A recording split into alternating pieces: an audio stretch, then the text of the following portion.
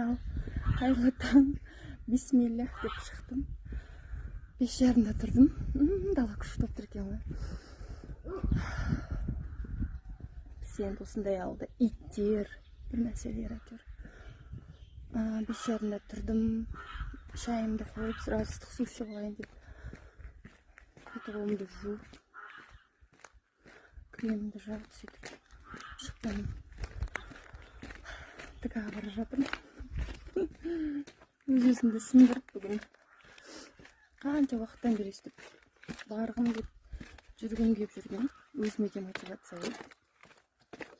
Ешкім келмесе де, келсе де, мен ешкімге қарамайын деп тұрған жоқпын.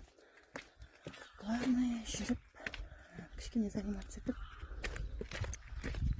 таңда өстіп ерте тұру мақсатым. Дала күшті болып тұр.